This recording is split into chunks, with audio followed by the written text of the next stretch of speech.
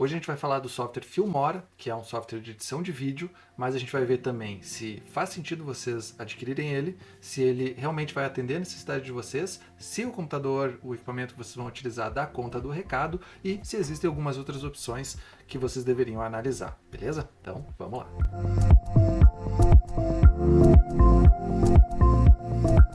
Olá, aqui é o professor Javier. Se é a sua primeira vez no canal, considere se inscrever e habilitar as notificações para não perder os próximos vídeos que vão ajudar você a melhorar o seu conteúdo. Como eu comentei, vamos falar um pouquinho do software Filmora. Eu queria falar um pouquinho, também comparar agora com as outras opções. Primeiro, relacionado ao valor desses softwares. Então vamos ali para o computador para dar uma olhadinha. Bom, pessoal, eu estava utilizando, antes de utilizar o Filmora, o DaVinci Resolve. E aí eu consegui essa licença do Filmora, então a principal comparação que eu tenho é realmente o DaVinci Resolve. O DaVinci Resolve eu já estava utilizando a versão 18, né, mas eu uso desde a versão 16 dele, se não me engano, ou até um pouquinho antes.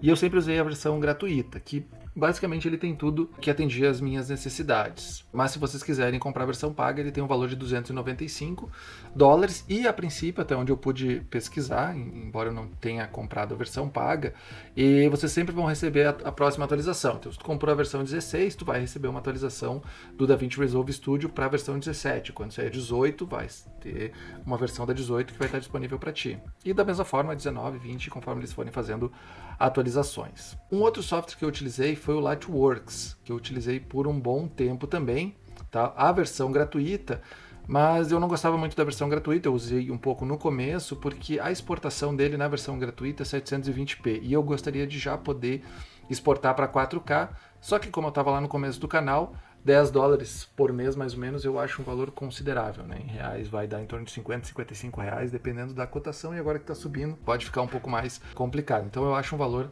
relativamente alto, talvez não tanto, né, para ter um software melhor se vocês trabalham com isso, mas é um bom software também. Eu gostava bastante dele, eu achava que ele, no geral, ele roda um pouco melhor até que o DaVinci Resolve, depois vocês vão ver as especificações, né? Ele tem essa funcionalidade e é bem interessante. Tem o Vegas, que eu sei que é um outro software bem conhecido, mas novamente vejam que ele vai ficar um preço, mesmo a versão mais simples, em torno de R$40 por mês, né? Geralmente 65, aí tem que ver o que ele tem aqui dentro desse produto, né? Então já é um pouco mais atrativo esse valor do que o Lightworks, ou mesmo se vocês decidirem comprar a versão do DaVinci Resolve, a diferença aqui é o DaVinci Resolve é para sempre que vocês vão ter ela, né? Eu não cheguei a pesquisar, mas entendo que isso aqui é mais uma assinatura, que é o mesmo formato que tem adotado a Adobe também, se vocês decidirem comprar o plano do Premiere Pro. Então vocês vão acabar gastando 90 por mês de novo.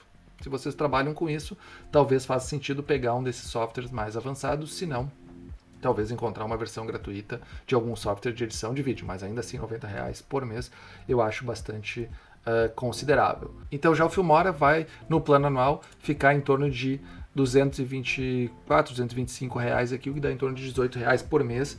Eu já acho um plano bem atrativo, ou vocês podem comprar o plano perpétuo também, mas aí você tem atualizações para o Filmora 11, né?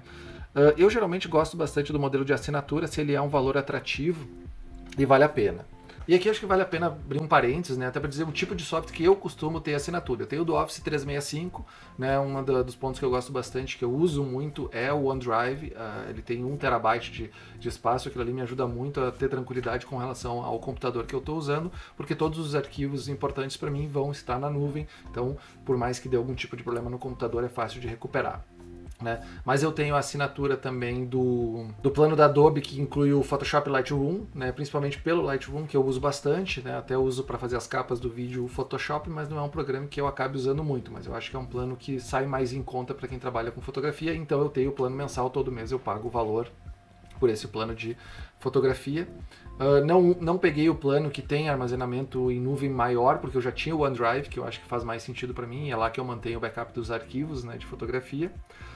E eu tenho outras assinaturas mensais também, né? Acho que todo mundo deve ter algum tipo de streaming, né? Acho que faz sentido ter, mas eu tenho inclusive aplicativos de antivírus, né? Que eu acabo tendo como modelo de assinatura, e também um software para gerenciamento de senhas que eu gostei bastante, ele é super barato, mas eu acho que faz sentido pagar para esse tipo de segurança. Então vocês têm que avaliar o que vale a pena ou não. Então, se tu tem um software que vai te garantir atualizações recorrentes, um plano de assinatura pode fazer sentido, né? Muito mais do que comprar um plano perpétuo. Então, voltando aqui para o computador, eu acho que a principal decisão, além do preço, né, obviamente essa é um dos pontos que vocês têm que pesar, é que tipo de equipamento vocês vão precisar para rodar. Então, quando a gente fala do DaVinci Resolve, vocês precisam de uma máquina muito potente, tanto que ele pede no mínimo 16 GB de memória. E quem não tem esses gigabytes não vai conseguir rodar o DaVinci Resolve, mesmo ele sendo gratuito. Então, eu não recomendaria. Mesmo ele podendo ter uma placa integrada aqui, GPU, e que ele roda com esses 2 GB também, novamente vocês têm que analisar se vai atender a demanda de vocês conforme vocês tiverem que renderizar aqueles vídeos depois, né? Embora ele use processamento também na hora de fazer a edição, isso vai ser importante. O Lightworks acaba sendo um pouco mais leve, né? Você consegue rodar até 4 GB, então um pouco a mais seria bem tranquilo, né? Ele é mais leve, né? Mas ainda assim pede um chipset i7 para cima, ou seja, nem o i5 resolveria, teria que ser o i7. Então aqui ele tem uma necessidade de processamento maior. Assim como o Vegas também, né? Aqui ele já é um pouco mais leve, ele pede um i5, né? E ele conseguiria rodar com 4 GB de uma placa de vídeo e até com uma GPU da própria Intel aqui, mas novamente ele vai precisar de 16 GB de RAM, né? Isso aqui é fundamental e de novo, se quiser rodar 4K, 32 GB é indispensável, para quem vai trabalhar com vídeo sabe que é bem importante isso aqui. E quando a gente vai para o Premiere Pro, né, novamente a gente tem grandes requisitos, né? Ele começa com 8 GB de RAM, mas eu diria que 16 provavelmente já é o ideal para vocês começarem. A CPU, geralmente a geração é a 6ª geração mesmo, né? Todos vão rodar com diferentes versões do Windows, né? Mas atualmente, principalmente do 10 para cima. E a GPU de 2 GB aqui, mas eu também acho que 4 ou 6 seria muito mais indicado. Então são todos programas que têm uma alta demanda de processamento para o computador que vocês vão utilizar. Já no Filmora, ele é bem mais tranquilo, tanto que quando eu instalei, eu achei ele muito rápido para ele rodar no meu computador, que tem 16 GB. Então, ele pede 4, pede 8 para rodar com HD e 4K, e eu tenho 16 e ele é muito leve para rodar, ele não trava nenhuma vez, ele não dá nenhum tipo de problema. Eu tenho rodado no Windows 11 aqui também, então bem tranquilo de rodar isso aqui.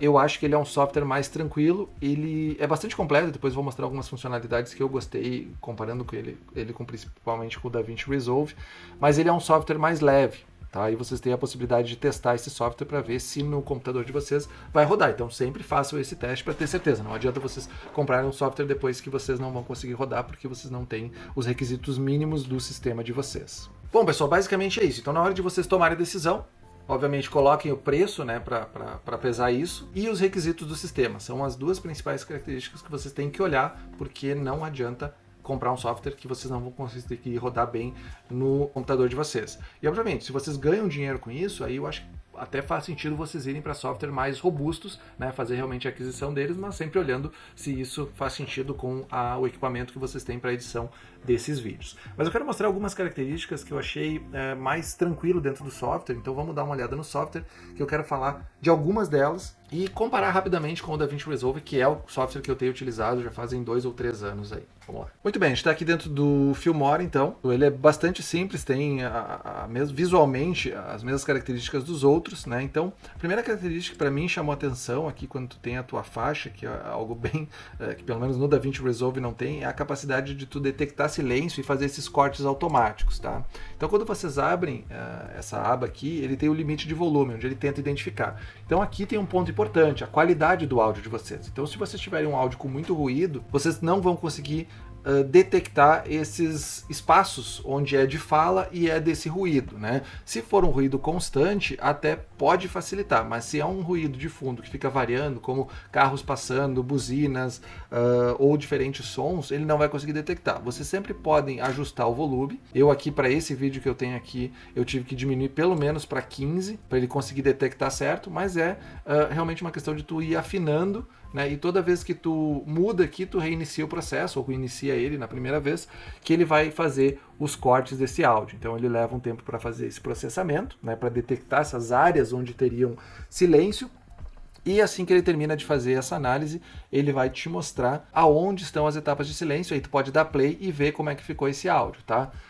No geral, para mim, entre 10% e 15% aqui, eu cheguei a aumentar um pouquinho o buffer de suavização para 0,2 segundos, né, onde ele estica um pouquinho mais para não fazer aquele corte tão abrupto da fala, né? Eu acho que poderia até ser um pouquinho mais aqui, mas 0,2 ficou até relativamente bom. Então eu gostei bastante dessa funcionalidade que eu não tinha encontrado em outros softwares, ou pelo menos não no DaVinci Resolve que eu vinha utilizando. Um ponto importante que eu uso bastante dentro do DaVinci Resolve é os keyframes, né? Então ele tem aqui, né, a funcionalidade de keyframe, você simplesmente adiciona esse ponto no teu vídeo, né? E aqui tu modifica o que você quiser em relação à imagem. E aí você pode colocar um outro keyframe em outro ponto e aí você modifica. Você pode desde mudar a escala, a opacidade. Então aqui nesse keyframe eu posso ter uma escala um pouco maior, onde eu tenho uma aproximação um pouco da imagem, certo? Aqui, como ele está do tamanho original pro keyframe que eu coloquei aqui, ele vai mudando deste para esse outro tamanho, mas nada impede de aqui também eu ter as mesmas características.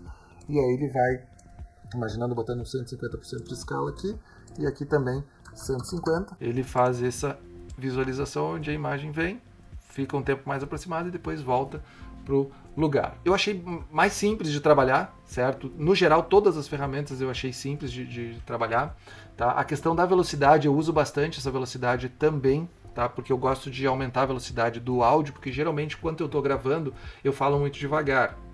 Mas depois eu gosto de aumentar a velocidade de maneira uniforme. O que aconteceu, por exemplo, no DaVinci Resolve, quando eu faço esse aumento de velocidade, ele distorce a voz. Aqui não, ele já mantém o que a gente chama do tom de voz e do pitch. Ele tem que cuidar quando faz isso, porque dependendo do software que vocês estão usando, ele vai fazer uma distorção da voz. Então eu gostei que ele já entende que você está querendo aumentar a velocidade, mas sem atrapalhar o tom, né? Lógico que você pode fazer, né? Mas aqui está escrito, ó, tons, manter a frequência de áudio, né? Justamente para a voz continuar natural, só a fala um pouco mais rápida. Então eu gostei bastante disso. Como vocês vão ter, se decidirem pegar a versão paga, né?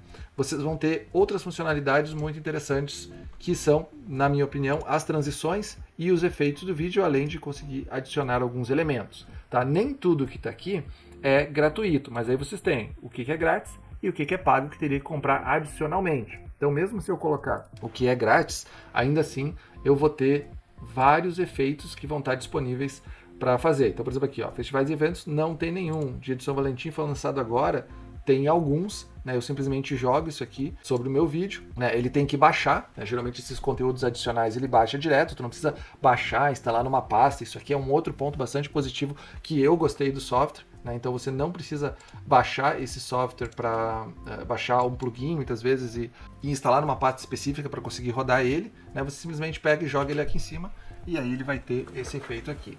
Tá? E aí tem outros, né, que você simplesmente pode pegar, utilizar e jogar, ele baixa automaticamente e joga ali dentro. Então aqui a gente tem a transição, o efeito, né, que eu estava falando, então você coloca sobre a imagem, você define o tempo que ele vai ficar sobre essa imagem, então ele é muito intuitivo, tá? Até para quem não entende muitas vezes de edição de vídeo, é muito fácil de trabalhar. Tá?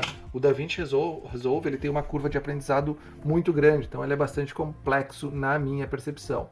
Um outro exemplo aqui que eu quero dar para esses vídeos, né? Então tu está fazendo, quer melhorar as cores, então tu vem aqui em ferramenta de correção de cor, obviamente você pode fazer uma correspondência, mas a própria ferramenta de correção de cor, né, você pode pegar algo pronto ou pode fazer os ajustes. Os ajustes aqui são muito mais similares a um software de edição de fotografias, onde você tem, por exemplo, o melhoramento da cor, né? Limite, valor, equilíbrio de branco. Então você tem as temperaturas, mais amarelo, mais azul.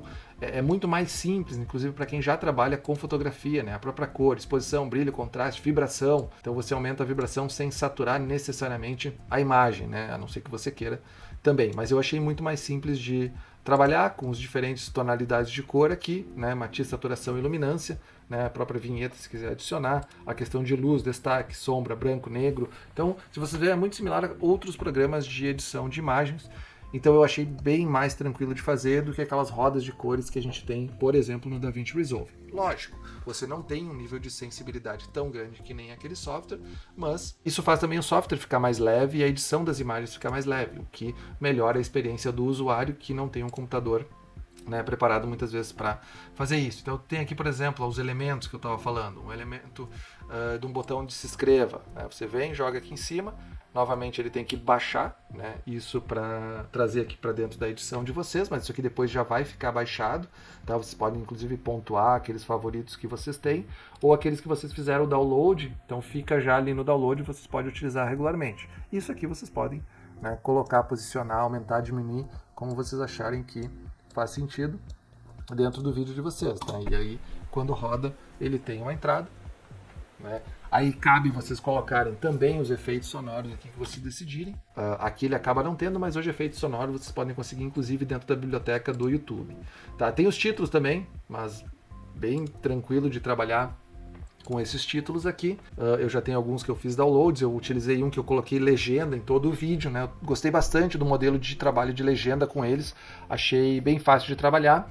Eu cheguei a testar, ele tem aqui essa opção, até mostrando para vocês, tá? Que é, eu clico aqui com o botão direito e eu tenho fala para texto. Tá? Ele tem um limite, tá? Essa versão que eu tenho de 30 minutos, fazer conversão da fala para o texto, e eu não achei que ele funciona tão bem, tá? Pelo menos não para a experiência que eu tive, né? Embora o áudio tivesse com uma qualidade bem boa e eu estivesse falando inglês, e aí talvez este fosse um dos problemas, tá? Eu não falo inglês de forma nativa, então com certeza tem algumas diferenças da inteligência artificial deles de entender que talvez o meu sotaque ou alguma coisa assim, né? Então ele teve problema em entender o meu inglês, né? Quando eu fui olhar o que ele tinha gerado, não ficou tão bom assim, então eu não tenho certeza se ele é adequado, tá? Geralmente os vídeos que eu coloco legenda são aqueles que eu tenho um script mesmo, que eu vou lendo linha a linha, então como essa frase vai estar, esse texto vai estar pronto, eu simplesmente pego o texto, jogo aqui dentro e faço o alinhamento dele. E isso eu fiz, tá? Ele foi relativamente bom, tá? Ele não acertou todos os pontos, mas eu parti desse princípio, então eu joguei a legenda aqui para dentro e aí construí, ajustei aquilo que não estava bom, né? Até posso mostrar para vocês aqui. Então aqui eu botei a legenda, né? A legenda fica aqui em cima, né? É uma sequência de legenda. Aí eu inseri, ela inseri com todo o texto, mas aí 2 cliques, né? Eu vim aqui e tive que editar essa legenda, né? Eu já tinha esse texto aqui que foi falado, mas eu tive que adequar ele dentro dos tempos que eu queria. Não foi difícil, achei bastante prático, achei bastante simples, né? Desde que vocês tenham essa legenda, então eu gostei bastante do modelo de inserir legenda nesse aplicativo, porque de novo, ele é bastante simples de utilizar. Então vocês podem ver que eu havia comentado, né? Geralmente todos os vídeos eu acabo aumentando a velocidade aqui, né? 1.10 vezes, tá? O áudio eu gravo separado, então eu tenho esse áudio separado, eu só tive que fazer a sincronização dele aqui, né? Não ele cortado assim, ele estava inteiro, então era só posicionar e aí depois é que eu vou fazendo os recortes das minhas faixas e fazendo os ajustes, né? Esse especificamente eu não fiz ele cortar automático aqui, porque eu entendi que não fazia sentido.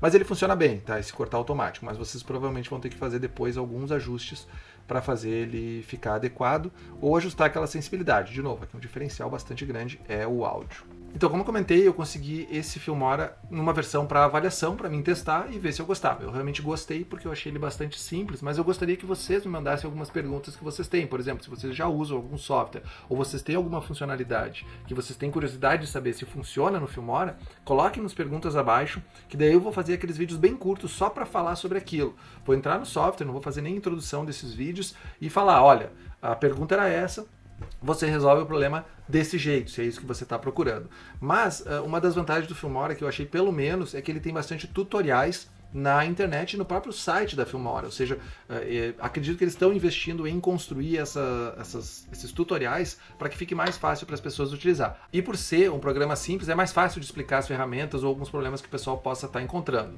É lógico, se você quiser algumas coisas mais avançadas, talvez não seja o software para você, mas aí cabe você também pesquisar um software mais avançado. Quando que eu recomendaria a aquisição desse tipo de softwares? Realmente se você já tem um fluxo de trabalho que você edita vídeos regularmente, aí já faz sentido uma versão dessas aqui. Lógico, se você tem um computador para rodar o DaVinci Resolve, então use o DaVinci Resolve.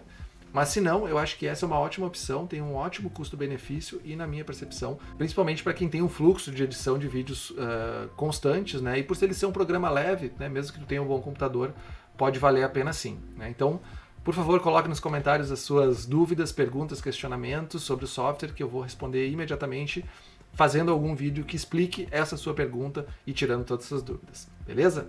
E se gostou do vídeo, deixa o like, se inscreve no canal, habilita as notificações para não perder os próximos vídeos que vão ajudar você a melhorar o seu conteúdo. Grande abraço!